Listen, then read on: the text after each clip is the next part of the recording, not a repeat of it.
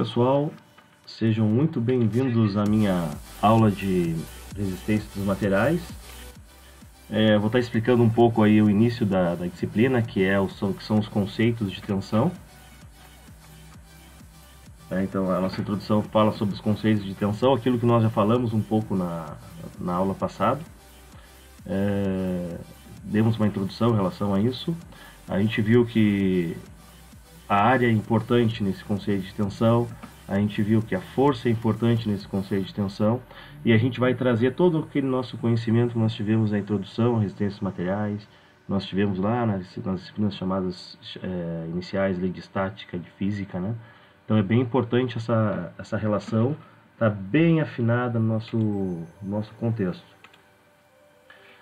Então, iniciando aqui, pessoal, conceitos de tensão, revisão estática, um pouquinho da revisão estática. Como estava falando, a gente vai rever alguns pontos aí que vão ser importantes agora para o início. Aquilo que eu frisei bastante na última aula, que é o diagrama do corpo livre, né? A gente conseguir colocar as forças e as direções dessas forças na posição correta, isso aí é o diferencial. Isso aí que é muito importante para dentro desse contexto aí, para a gente conseguir acertar essas questões aí iniciais, né? E começar a fazer certo já de primeira, evitar algum precausto, né? Equilíbrio de nós, análise de tensão, análise de projeto também está dentro desse contexto, né? Então, carga axial, tensão normal, né? Então, as direções das tensões e aquilo que cada tipo de força vai empregar dentro do sólido, né? A gente entender que as cargas elas podem ter direções, elas podem estar centradas, elas podem ser fora de centros. Conceitos sobre tensão de cisalhamento, né? Os cortes que a gente diz, né? Então, se a gente tem tensão normal, se a tensão normal pode ser extração de compressão, a gente tem as tensões de corte, tensão de cisalhamento, que pode estar empregadas não só na direção vertical, mas também em ângulos, né? Que também vamos ver nessa aula exemplos de tensão de cisalhamento. Algo bem importante, a gente até vai fazer algum exercício falando sobre isso, né? Tensão de esmagamento e conexões, análise de tensão em projetos, determinação da tensão normal em barras, cisalhamento em conexões, esmagamento em conexões, barras com duas forças, é bastante coisa mesmo, né? Mas basicamente uma revisão daquilo tudo que a gente já viu. Tensões em plano inclinado, que nem eu estava falando, né? Tensões de cisalhamento, tensão normal, axial, elas podem e às vezes ocorrem com maior intensidade em planos inclinados. Tensão em barras, tensão máxima, né?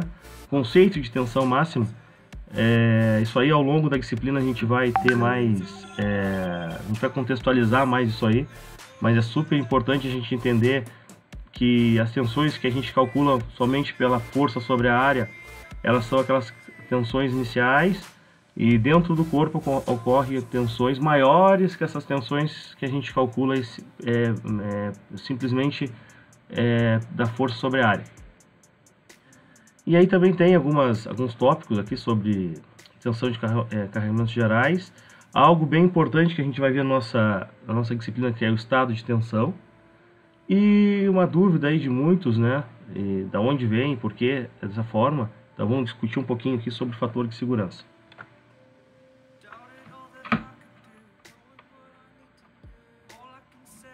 Então aqui falando sobre a importância, né, desses princípios fundamentais, falando sobre o papel do engenheiro dentro desse contexto, né, aí, e análise, né, o desenho é muito importante, pessoal. Como eu falei lá na aula passada, a gente tem que saber pegar o problema real ali, prático, né, desenhar ele de forma a gente conseguir tirar informações básicas ali para a gente poder resolver ele, né? Então, o diagrama do corpo livre é uma ferramenta que nós temos que estar afinados ali, a gente tem que praticar bastante. Eu sei que alguns têm um pouco de dificuldade em relação a isso, né? Porém, com exercícios, com treinamentos, nós vamos conseguir avançar em cima desse conhecimento. Então aqui esse capítulo mesmo que a gente vai conversar hoje, essa aula, né, é sobre conceito de tensão.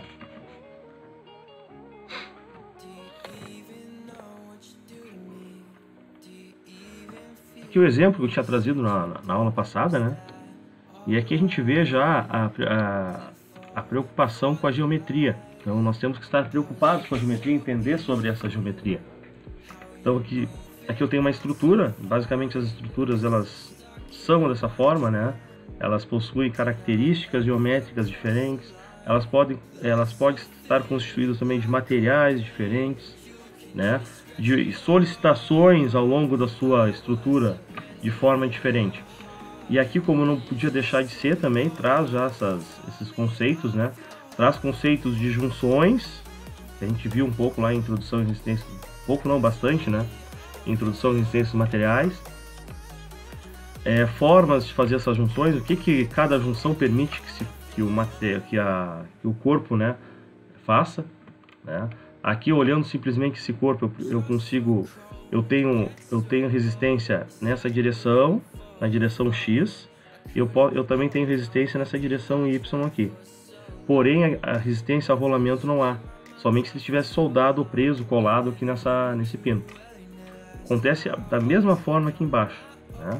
E aqui também, ó, aqui eu tenho, né, tá solto aqui, a rotação está solta, né? Então, o corpo aqui, correspondido pelas letras B e C, ele é cilíndrico, achatado nas extremidades e tal, passa por um processo ali de manufatura, de formação diferente. Depois a gente pode falar sobre isso, mas não é o intuito agora. Então aqui o que eu tenho aqui, ó? Tenho um corpo cilíndrico cujo diâmetro é 20 milímetros, né? E aqui embaixo eu tenho um corpo que não é cilíndrico, né? Ele é retangular, como fosse uma chapa, uma barra, né? 50 milímetros, certo? Então aí ele fala, sempre vai ter características da estrutura, né? O que a gente precisa fazer? Então é bem importante nessa parte aí a leitura, a interpretação do texto, o entendimento do que o exercício traz de informações para a gente poder estar calculando ele. Então aqui diz, ó, a estrutura é projetada para suportar uma carga de 30 kN. Então ele já nos dá, né, como fosse um projeto, né? Vou fazer um projeto ali de uma grua, vou fazer um projeto ali de uma estrutura, e eu tenho que saber para que vai servir essa estrutura. Eu não estou fazendo, muitas vezes eu não vou estar fazendo algo, um acabamento ou alguma coisa relacionada à estética. Eu vou estar trabalhando mesmo com a resistência do material, né? Com a aplicação prática, aplicação de algo ali, que vai passar um carro, vão circular pessoas, né? Vai ser depositado ali material pesado, material de construção, certo? Vai ter movimentação de máquinas. Então, eu começo a ter esse tipo de preocupação para saber o quanto que a minha estrutura precisa resistir. É óbvio, muitas vezes, né? Porém, é importante a gente frisar isso aí. Então, nesse caso aqui, a estrutura consiste em uma barra com seção transversal retangular, como eu estava falando, e outra com versão transversal circular. Então, está nos explicando de que forma ela é montada também. Unidas por pinos. Aí, aquilo que eu estava falando, ó, momento igual a zero nas rotas de junções.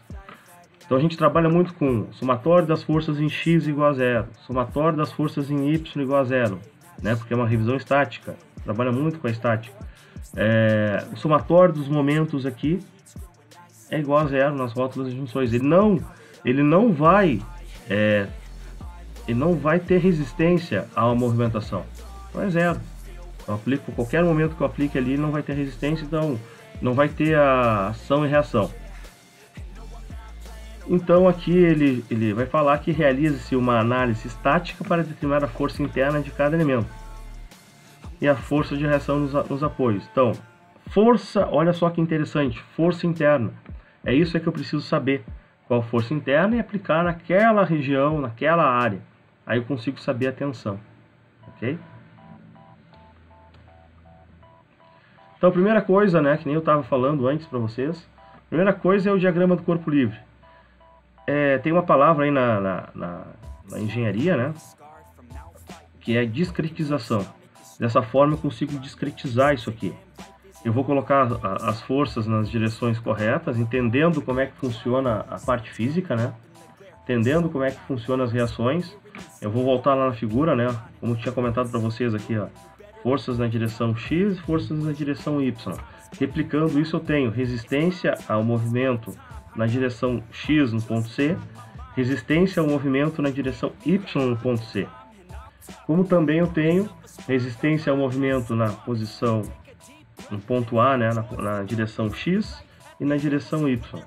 Tenho as distâncias que vão me ajudar a fazer os cálculos dessa estática, né, o equacionamento. E fazendo isso eu já tenho o meu exercício praticamente pronto. É isso que agrega valor ao meu exercício. Por isso a importância de nós fazermos isso.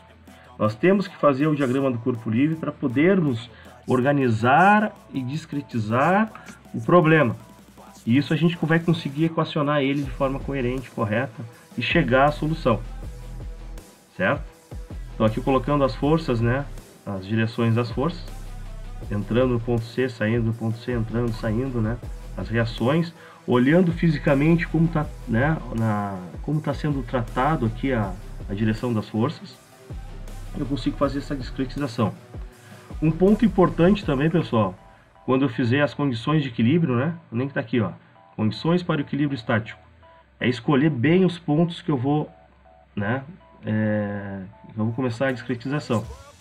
Então aqui, ó, quando eu pego aqui e digo que o somatório dos momentos em C é igual a zero, eu estou conseguindo eliminar do meu equacionamento todas as forças que passam, todas as forças do ponto C, de reação do ponto C, porque o momento aqui é igual a zero, então ele não vai gerar momento. Para gerar momento eu tenho que ter uma distância, então lembre-se sempre disso, eu já tinha comentado na aula passada, né? Para gerar momento eu tenho que ter uma distância que passa por aquele ponto, que é para aquele ponto, né? E as únicas forças que vão promover essa a distância que passa pelo ponto é a reação AX, que vai ter essa distância aqui 0,6. Lembrando que é a menor distância do ponto, né? Seria a perpendicular a esse ponto, né? Então é 0,6 metros, então AX vezes 0,6. E eu tenho o ponto AY que passa por C aqui, então se ele está passando por C, ele não gera momento. Então a menor distância aqui perpendicular é 0, não tem distância. Ele está passando por ó. Esse aqui não passa, ó. Esse aqui passa longe, passa 0,6, certo? Ele vai passar a direção dele 0,6 perpendicular ao ponto C. Aqui não, aqui está passando por ele. Como também aqui o ponto, os 30 kN tem uma distância de 0,8 metros, então ele faz momento em C. Ele faz momento, que é os 30 kN vezes 0,8. Em relação às direções, como a gente convenciona, né? Aqui tem uma simbologia. A gente consegue ver essa simbologia. É importante a gente sempre trabalhar com essas simbologias também. Isso aqui não é firula, pessoal. Isso aqui é o domínio do conhecimento. Então a gente vai conseguir discretizar o problema. A gente vai conseguir resolver ele de uma forma mais simples. Como eu falei para vocês, essa disciplina aqui a gente simplifica tudo que a gente pode para conseguir fazer com que ela seja coerente na resolução. Okay? Se a gente complicar alguma coisa, é possível que a gente complique, faça de formas diferentes, sim. Mas para que para que complicar, né? A gente pode simplificar. Então a gente usa a matemática ao nosso favor, não contra a gente. Então a gente vai simplificar o máximo que a gente conseguir. Então, simplificando o máximo que a gente consegue, né? A gente tem que dominar as direções que a gente está considerando. Não adianta eu começar dizendo que o momento é positivo no sentido anti-horário no início e mudar para o sentido anti-horário no final. Então, coerência em tudo que a gente for fazer. Então aqui, ó, o que a gente está fazendo aqui? Ó? A gente está dizendo que ele é positivo no sentido anti-horário. Ele é positivo no sentido da flecha para a direita em direção a X e para cima em direção a Y. Então a gente já informa, né, como a gente está pensando na resolução do problema. E aqui a gente tem as reações, os pontos que vão nos ajudar a fazer essa avaliação. Então aqui no ponto C, né? Somatório dos momentos em C igual a zero. Então eu vou ter AX vezes 0,6 girando no sentido anti-horário, positivo. Menos 30 vezes 0,8 gerando no sentido horário, né? Fazendo que a estrutura ali gire no sentido horário. Ok? Então é negativo. Isolando o AX, eu vou ter aqui 30 vezes 0,8 dividido por 0,6, 40 kN. Ok, pessoal? Agora, complementando, que eu quero achar as forças, já achei a X. Eu tenho que achar Y, CX e CY. Então, somatório das forças X positivo para a direita é igual a zero. O que leva para a direita aqui, ó? O que leva para a direita? CX, da estrutura, né? CX positivo, mais AX, igual a zero. Certo? CX mais AX é igual a zero.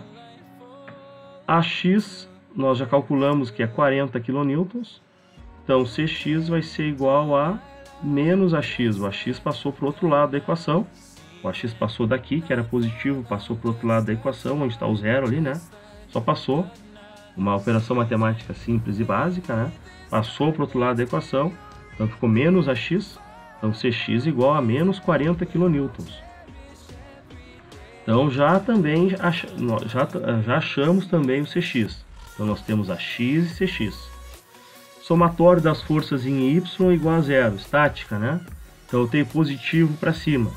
AY, CY e 30 kN para baixo. Negativo. Então, vamos lá. Discretizando, colocando a equação aqui na linha do somatório das forças em Y, né? Igual a zero. Tenho a Y positivo mais CY menos 30 kN igual a zero. Eu já tenho, né? Eu vou ter uma equação agora que AY mais CY igual a 30 kN. Não consegui resolver ainda. Por quê? Eu não consigo determinar, né? A partir dessas equações que eu tenho aqui, o valor, né? De força e direção de AY mais CY. Eu sei que a soma dos dois é 30 kN. Aí o que eu faço, pessoal? Além da estrutura completa, que a gente começou a trabalhar com a estrutura completa, eu consigo também trabalhar com os componentes. Isso aí vai me ajudar também na resolução do problema. Então eu vou ter que satisfazer essas condições de equilíbrio estático. Então aqui eu tenho a estrutura como um sólido inteiro, que nem nós começamos a calcular, e agora eu uso, né, um elemento da estrutura, já que eu sei valores de elementos individuais, porque o AX daqui é o mesmo AX daqui. O B aqui, BX, né, daqui é o mesmo BX daqui. O AY daqui é o mesmo AY daqui. Então eu posso utilizar dessa forma, para me ajudar a calcular a estrutura. Então, ao invés de eu considerar todos os componentes com uma estrutura e fazer o diagrama do corpo livre, que nem nós fizemos no passo anterior, eu vou pegar a barra B e vou fazer o diagrama de equilíbrio dessa barra B, diagrama do corpo livre dessa barra B. Então, de novo, vou escolher o ponto B, porque é o que tem maior número de forças aqui, para fazer o somatório dos momentos em torno de B igual a zero. Então, a gente mata as reações de BY, BX e 30 kN, né, sobrando somente o AY e o AX. Então, somatório dos momentos em B igual a zero, e AX passa por B também não oferece movimento, não oferece rotação nele. Está passando por ele, né, então vai ter compressão, vai ter tração, mas nunca rotação. Ele passa por ele. O único que vai oferecer movimento é o AY, né? Então, somatório dos momentos em B igual a zero, AY vezes 0,8, negativo por ser no sentido horário, vai fazer girar isso aqui no sentido horário. Então, eu tenho aqui que o somatório dos momentos em B é igual a zero, que vai ser igual a menos AY vezes 0,8, AY é igual a zero, porque 0 dividido por 0,8 é zero. Então, voltando lá e dizendo que AY é igual a zero, né? Voltando no passo anterior ali, dizendo que AY é igual a zero, CY é igual a 30 kN. Foi isso aqui que está aqui, ó. CY igual a 30 kN. Desmistifiquei, já discretizei, né? E já ficou certinho já. Então os resultados, já encontrei todos os resultados. O A, né? Igual a 40 kN. Certo? Aqui, ó. O AX igual a 40 kN. O CX igual a 40 kN. Né? CX igual a menos 40 kN ou 40 kN. Nesse sentido, é uma forma também da gente apresentar os resultados, né? Se eu coloco na direção positiva, positivo. Se eu coloco na direção negativa, ele é negativo, ó, né? Então o A, o AX, 40 kN para a direita. CX é 40 kN para a esquerda, ou menos 40 kN. E CY é 30 kN para cima. Então, e ainda complementa dizendo que as forças de reação são direcionadas ao longo do eixo da barra. Né? As forças de reação, essa barra aqui, são direcionadas ao longo do eixo da barra. Então, se eu tenho compressão aqui, eu tenho compressão nesse sentido. Né? Se eu tenho compressão ao longo da barra, eu tenho compressão em todos os elementos da barra. Agora, olhando a outra estrutura, olhando um pouquinho da outra estrutura aqui que a gente enxerga, né? A gente vai ter aqui a força AB, né? E a força BC, né? As direções aqui das forças, né? Então, aqui eu já estou trabalhando com equilíbrio de nós, né? Aqui eu estava trabalhando com o diagrama do corpo livre, na estrutura, e aqui eu já estou olhando os nós. E aí eu faço, vocês vão lembrar, né, lá na resistência, na introdução à resistência, estática, né, a gente trabalha muito aqui com a trigonometria, né, trabalhamos muito com a trigonometria. Então aqui se por um lado eu tenho, né, a tração, para o outro eu posso ter compressão.